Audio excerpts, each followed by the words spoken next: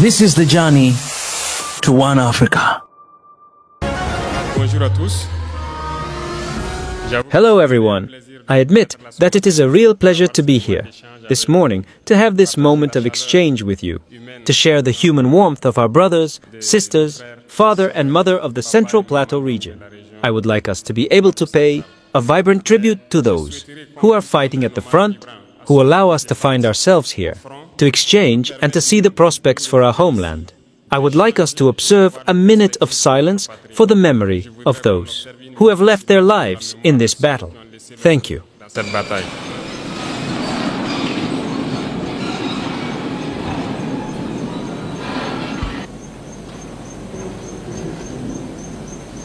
Je vous remercie.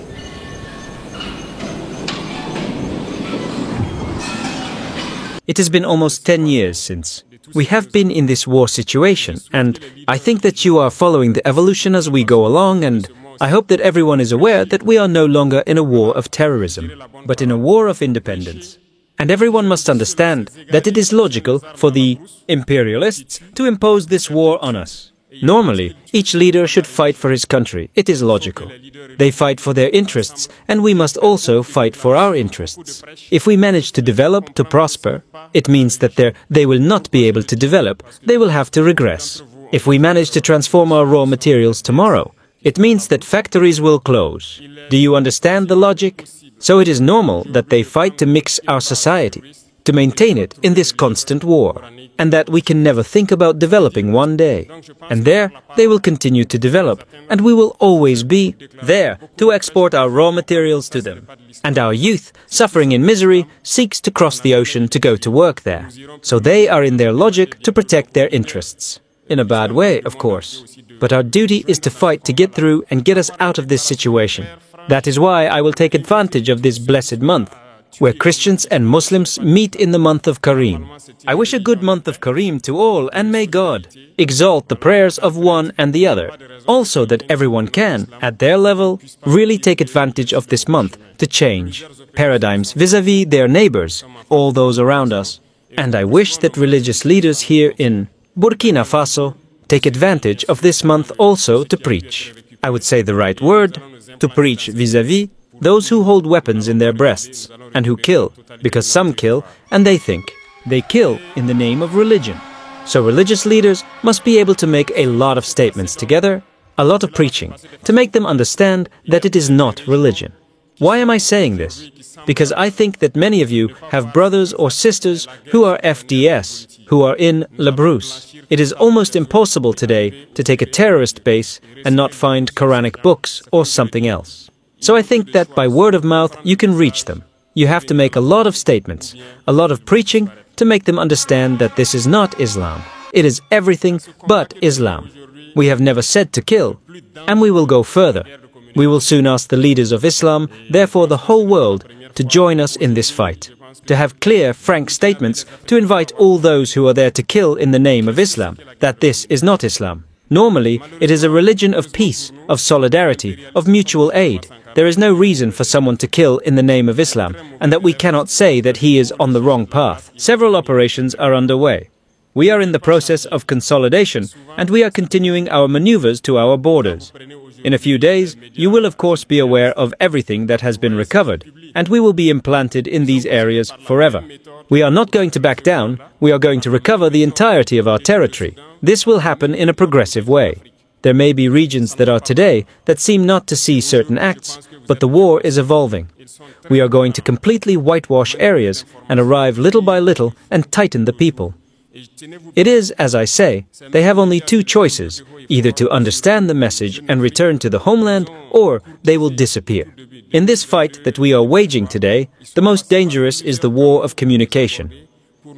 I think this is not the first time, and today I think that the Burkinabe, the Africans, must have understood what the war of communication is. Unfortunately, or fortunately for us, imperialism, as Thomas Sankara said, is a bad student. A very bad student, because you may have taken him out of the class, he will come back with the same methods. They cannot change, and often it becomes ridiculous. When you take imperialist media today, you see what they publish. They proceeded by the same method to put the fire in Rwanda, by the same method to destroy Sudan, by the same method to destroy Africa. It will not work. Today, I think you are well aware. They are very good at manipulating information, creating fake news all around, and hold on tight.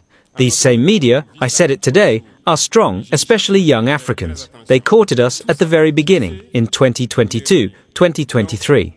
They went through several channels to approach us, to make us pay and wash our image, as they say. We refused. They cannot deny it, because we have the proof at home. They sent people, that's how it works. Many heads of state fall into their trap. They spend money every month to publish articles to wash their image. No, it's dangerous. They only live from that. You pay the money, they lie, they wash your image, you refuse, they lie to destroy your image. But all of Africa must be made aware. If Africans want to evolve, it is to stop listening to these fake media. Because as long as you stay there listening to bad information, it ends up becoming a reality. It is very dangerous for us. Disinformation is full. At our level, we experience this every day. I say that everyone at their level must be able to perceive the maneuvers of imperialism, to be able to advise the other, and that together we remain united to build our country. Our mission is this, and we are going to build Burkina Faso. Burkina Faso will be what they never dreamed of seeing. Africa must wake up. Africa must leave this situation of conflict. We have manipulated enough, we have put each other in conflict enough to pillage us. Today in Burkina Faso, they are uncertain. Terrorism is almost over. What must be done? Either create a rebellion or create a civil war. That's it. And they are in the maneuver for that. We are waiting for them. And everyone at their level must be careful, because if people let themselves be manipulated, we will align them, and we will align them like the others. Manipulation must not pass. We have an objective to reach. We will reach the objective. This is the mission that is assigned to us currently. And I will therefore invite everyone to take this into consideration, because imperialism has several faces. We are talking about imperialisms that are outside the continent, but there are imperialists in Burkina Faso. When it comes to saying certain things openly, it must be said. It's going to hurt, we're going to apologize, but we have to tell each other the truth in order to be able to move forward. There are people in Burkina Faso who do not want to see others evolve. There are people who want to stay alone at the top. No, we have decided to make the state a little stronger and to share the wealth. Because the intoxication has already started when we started putting in place the Faso Mabo initiative. Many entrepreneurs have started to intoxicate the youth and all that. No, we have given markets. We have given road markets, haven't we? What level are we at? The execution rates for the most part are not good. The minister recently made an exit, a tour. You all followed on TV. It's not going too well. It's slow. We ask people to unite. We ourselves have tried to put people in a group. They don't want to work in a group. That is to say, we unite them in one way or another so that they can go fast. We are not going to wait for the whims of some and others, and that Burkina Faso will develop in 500 years, 1,000 years. No, we want to see quite significant things in 5 years. So if you unite, you will have more equipment and you will be able to work more efficiently. As a result of the race, we are equipping Luenba, the sanatorium. That's when people immediately ask for water. We have to make our own dams, cure what is there, and create points of our own. That's why we paid for the equipment to equip Luenba. They are already in Eret's dugout on the road of Bubu to make the first dams. The second thing is the bankers. Today, it still reminds us a lot that many bankers refuse to accompany those who win state markets and all that. We are disappointed. People have to change their physique because there is a banker in the room. I don't know. There is none. Okay? So you will bring them in, the bankers. It has to change because a lot of banks work with state money. We asked bankers to give back a part, so that's what we call the long-term deposits, the DAT. These are state companies that deposit their money in banks. We want our money to do work. People find that they cannot give money because it will weaken their bank. But every year, banks have made so many billions of net interest. The other day on TV, I was watching a bank that also makes billions of interest in shares. Either we really understand each other around a table, or we will move on to another method. And this morning, I wanted to make this statement so that you understand that the fight that is going to start, the dust is going to rise, as we like to say. You have to be careful because it is the same people who will go behind to intoxicate, to create lies, and lead people to turn away from the essential. There are people who try. We see a lot of people who make videos to wash the images of some and all that. Be careful. There are many small businesses that close because they cannot pay the salaries of the employees. They have invoices deposited in the treasury, they cannot pay. But that's what we say, to give a part of our money to the bank. We will pay these companies so that they can work. And people are thinking about the money. Do you think we can leave it like that? The internal debt, we will pay it. At the end of the month, the money will be returned. We only asked for a percentage. It is not even all the money that we want to withdraw. It is a percentage that we asked for to do it. And it thinks a lot. Some banks have responded, congratulations to them, but most banks have not transferred the money to date. It is a message that I wanted to launch. We gave the end of March, it is the end of March. If at the end of March the 25% are not there, we will move on to something else. You are warned that manipulation must not continue, because generally those who are victims of this are the poorest layers of the country. He is employed in a small company, he has paid his 50,000, his 100,000 a month. His boss has deposited invoices in the treasury, he cannot get the money. He will lose his job, his whole family suffers, while others are making billions of interest a month or a year. It will not work. So we have to prepare ourselves. It is another front that opens. There will be all possible manipulations. But stay calm. We have to move forward. Those who want to import something from Burkina, go to the ministry. They will give you the papers. There is no deal. Because education is the key. So we have not forgotten all these problems mentioned. I was even talking about laboratories to the minister. I said to find a standard, a certain number of minimum equipment, and we will build laboratories worthy of this in our universities. Because people are going to come, make a scientific branch, go out, even a microscope. They have not been able to look at a plant cell with a microscope. It's not possible. Yes, we all have done the scientific series. To have access to small laboratories, you enter as well as 7 or 8 microscopes. Maybe not everything works. Not everyone can have access. It is reality. It is always that. So, he is on it. We want to create typical laboratories in many of our universities. You can't come and not be able to have access to a certain minimum of laboratory scientific equipment to do your tests and familiarize yourself. This is what we can create. If we have not developed this field of laboratories, we have theorists that we create. I was surprised to learn that even at the level of our researchers, there are no electronic microscope for cleaning in Burgundy. Since Burgundy exists, there is no such thing. I asked the minister, how do you do the research? We are obliged to go outside, rent laboratories, pay money to do it. While the electronic microscope has cleaning, I don't think it costs $1 billion. How can we not do it?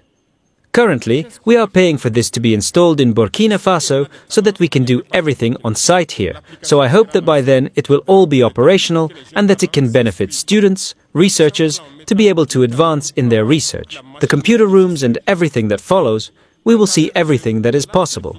The ministry had already launched to acquire a certain number of computers so that students can have rooms in a well-equipped way. It is done with Burkina Faso, that's it. There is a Burkina Faso unit that manufactures computers. We made a convention last time to be able to pay a lot of equipment with it and equip our university centers. And you will normally have access to these rooms so that you can do your research. And the internet, I think it is improving in many universities. The internet is there now for research. We can go fast and very well in the war and in development. We have faith, we will never lose hope. We are really very confident. And as long as we see you motivated, mobilized, it is our fuel like that. We never get tired, we will continue to move forward in this direction. And so, I said to all the ministers, I said to tighten the belt. Since we have been there have been no government holidays. It works 24 hours a day. The LTE too, that's it. There are no holidays for deputies to go to bed in the village. You have to work 24 hours a day, 12 months a day. So we are at this rate. As long as the soldiers at the front have no rest, there is no reason for us to rest behind. And so, I invite the whole administration to take a stand here to accompany the living forces in everything they do. And so, I think that little by little, there is progress. We see a lot of changes in behavior. We have to be able to totally change the game. Burkina Faso is a reference, and we must maintain the flame very well. In memory of the soldiers of the 7th facet and the other facet of the information in Burkina Faso. This is the story of a man, a nation, and a continent on the brink of a revolution. To understand Traoré's stand, we must first look back. In 1944, the IMF and World Bank were born, created to rebuild a war-torn world. But for Africa, emerging from colonial rule, these institutions became something else. Captain Ibrahim Traoré, the military leader of Burkina Faso, continues to distinguish himself among African leaders by refusing to adhere to the reckless practice of borrowing. Billions from international organizations like the IMF and the World Bank. Recent reports circulating on social media indicate that Traoré has turned down financial assistance from the IMF, showcasing his commitment to safeguarding his country's long-term interests, while many leaders on the continent have fallen into debt traps due to loans with stringent conditions. Traoré's resolute stance aims to prevent Burkina Faso from facing similar consequences.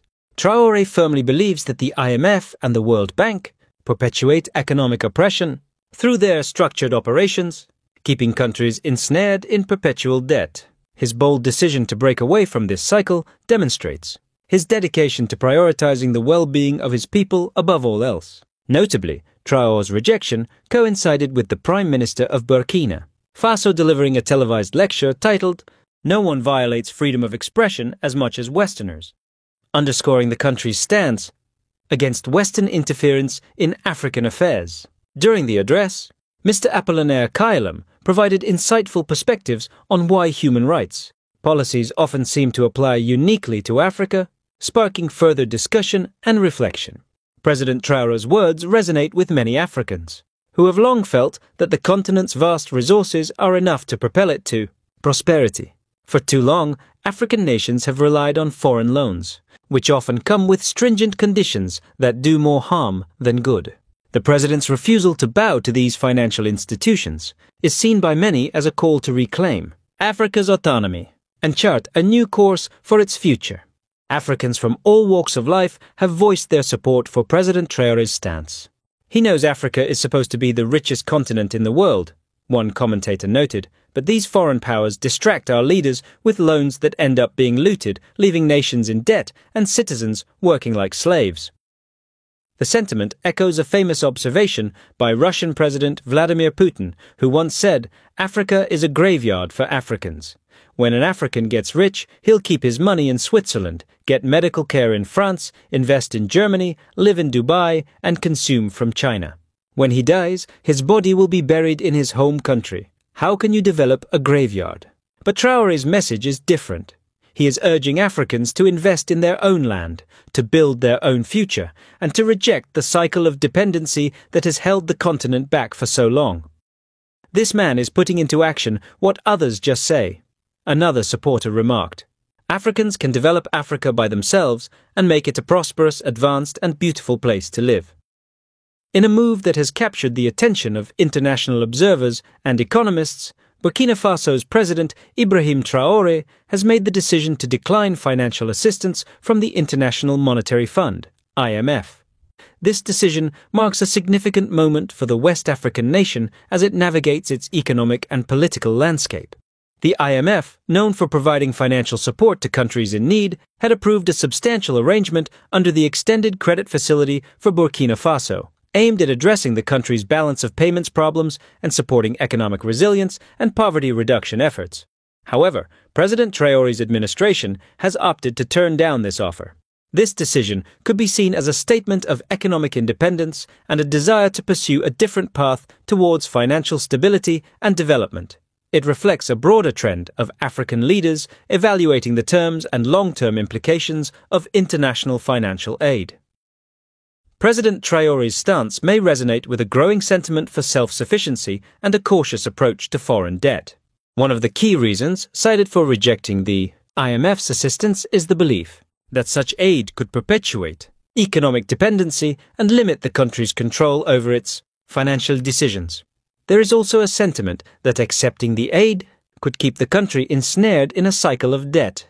This perspective aligns with a broader trend among some African leaders, who are re-evaluating the long-term implications of international financial aid and expressing a preference for policies that promote autonomy and self-determination. Additionally, the decision reflects concerns about the potential for international financial institutions to influence domestic policy and priorities. By turning down the IMF assistance, Burkina Faso is asserting its financial sovereignty and demonstrating a commitment to prioritizing the well-being of its citizens above external pressures. It's important to note that Burkina Faso faces numerous challenges, including security issues and the impact of external shocks such as the COVID-19 pandemic and adverse weather conditions.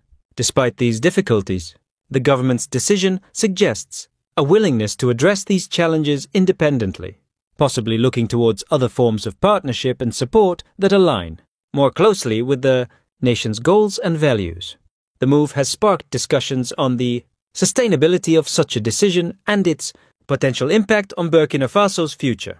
Some analysts argue that while this could foster a sense of national pride and control over the country's resources, it also raises questions about the viability of self-funded development in the face of significant economic challenges. As Burkina Faso charts its course, the international community will be watching closely to see how this decision unfolds and what it might mean for the future of financial assistance and economic sovereignty in Africa.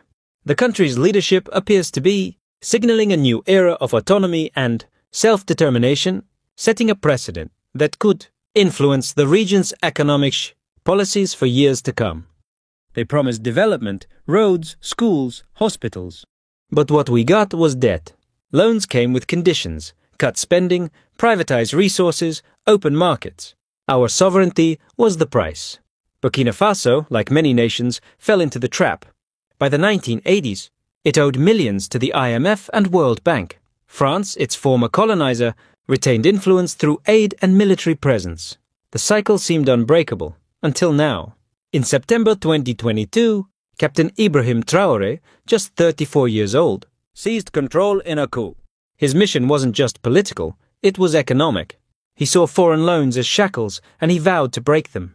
Africa does not need the World Bank, the IMF, Europe, or America.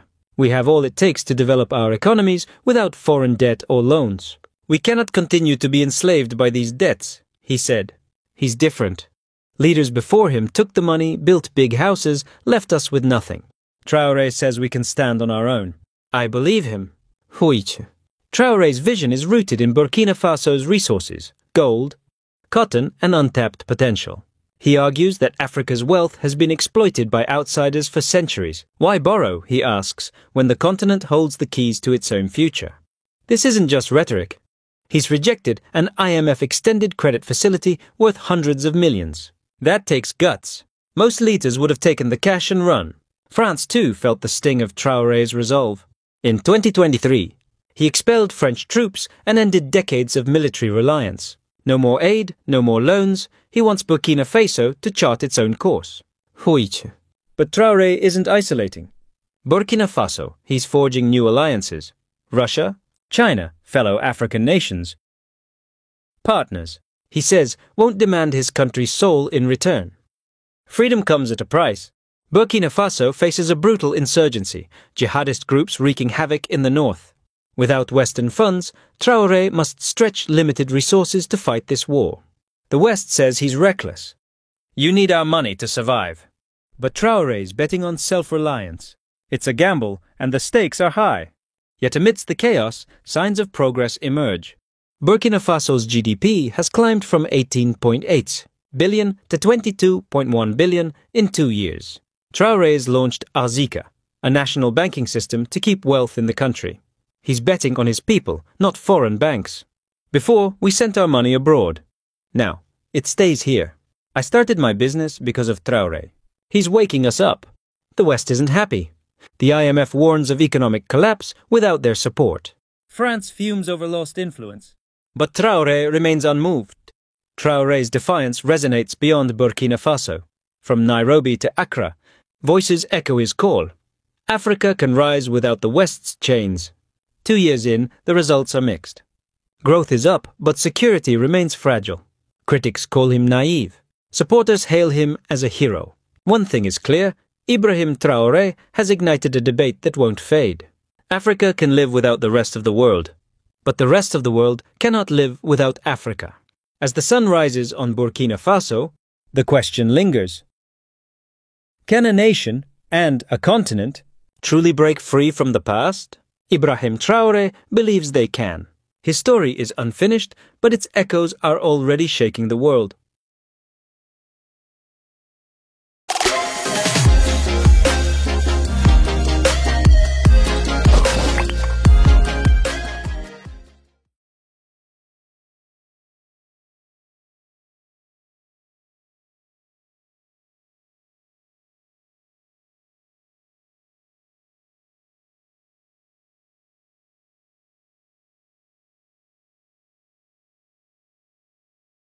Vouloir construire un grand centre où on va faire passer des gens et les accompagner pour s'installer. Et ce sont des gens qui vont voir tout ce que nous consommons au quotidien. Qu'est-ce qu'on peut fabriquer au Burkina? Et je sais qu'il y en a des talents un peu partout au Burkina. L'application sera lancée dans peu de temps pour que les jeunes talents s'inscrivent. Dans ce centre-là, on mettra tout en œuvre pour avoir toute la machinerie nécessaire et encadrer les jeunes. Là, s'ils finissent, ils sortent. Ils peuvent créer quelque chose. S'il plaît à Dieu, on va mettre une unité de cuir dans la zone de Kaya pour transformer beaucoup de choses sur place nous-mêmes et créer tout ce que nous avons besoin. Tant qu'on ne va pas arriver à cette étape et qu'on va continuer à payer dehors, notre richesse ne va pas nous profiter. Il faut qu'on change de paradigme dès maintenant. C'est là qu'il y a l'emploi. C'est là que les gens vont travailler et c'est là notre vraie indépendance. Le dernier point, qui sont donc nos camarades élèves et étudiants, qui ont beaucoup de doléances. En tout cas, je peux vous assurer qu'on connaît tous vos problèmes. On va faire des cités universitaires, et même les questions des restaurants, de bourses, intermédiaires, tout ça sont des problèmes qu'on connaît. Mais c'est petit à petit. On ne peut pas régler ça tout de suite.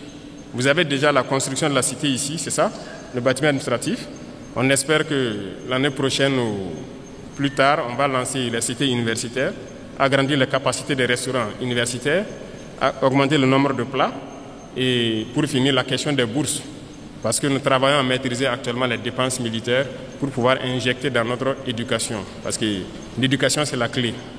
Donc, on ne vous a pas oublié tous ces problèmes cités. Je parlais donc même des laboratoires au ministre. J'ai dit de trouver un standard, un certain nombre d'équipements minimum et on va construire des laboratoires dignes de ce nom dans nos universités. Parce que des gens vont venir faire une filière scientifique, aller sortir, même microscope, il n'a pas pu regarder une cellule végétale au microscope. Ce n'est pas possible. Oui, nous tous on a fait les séries scientifiques. Pour avoir accès au petit laboratoire, vous rentrez s'il n'y a que 7 ou 8 microscopes. Peut-être même tout ne fonctionne pas. Tout le monde ne peut pas avoir accès. C'est la réalité, c'est toujours ça. Donc, il est là-dessus. On veut créer des laboratoires types dans beaucoup de nos universités. Vous ne pouvez pas venir et ne pas pouvoir avoir accès à un certain minimum d'équipements scientifiques de laboratoire pour faire vos tests et vous familiariser. C'est dans ça qu'on peut créer. Si on n'a pas développé ce volet laboratoire, on a des théoriciens qu'on crée. Et j'étais surpris même d'apprendre que même au niveau de nos chercheurs, il n'y a pas de microscope électronique à balayage au Burkina. Depuis que le Burkina existe, il n'y a pas ça. Et j'ai demandé au ministre, j'ai dit, mais comment vous faites donc la recherche? On est obligé d'aller à l'extérieur, louer des laboratoires, payer de l'argent pour faire. Pendant que le microscope électronique à balayage, je ne pense pas que ça coûte le milliard. Et comment on ne peut pas le faire? Actuellement, on est en train de payer ça pour installer au Burkina, pour qu'on puisse faire tout sur place ici. Donc, j'espère que d'ici là, tout ça sera opérationnel et que ça puisse profiter donc, aux étudiants même, aux chercheurs, aux scientifiques, pour pouvoir avancer dans leurs recherches. Les salles informatiques et tout ce qui s'ensuit. Donc, on va voir tout ce qui est possible. Le ministère même avait déjà lancé pour acquérir un certain nombre d'ordinateurs pour que les étudiants puissent avoir les salles de façon bien équipée. Et c'est fait avec le Burkinabé, c'est ça? Il y a une unité burkinabé qui fabrique des ordinateurs.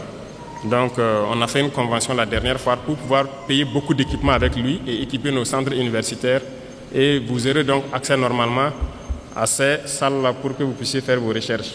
Et l'Internet, je pense que ça c'est en train de s'améliorer dans beaucoup d'universités. L'Internet est là maintenant pour les recherches.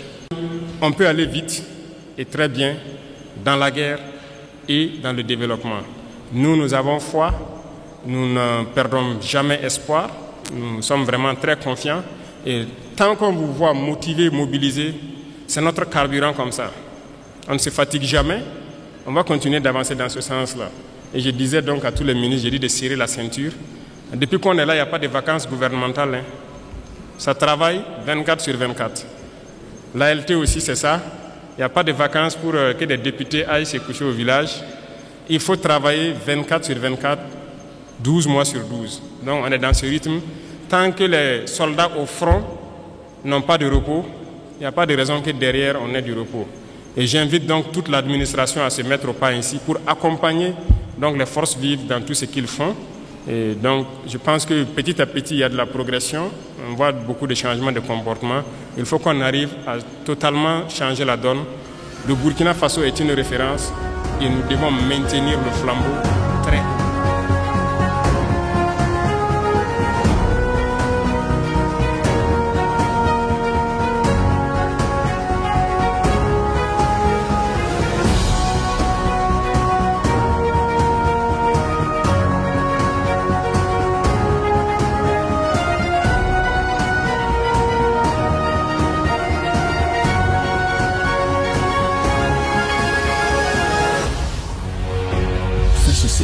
Une autre facette de l'information au Burkina Faso.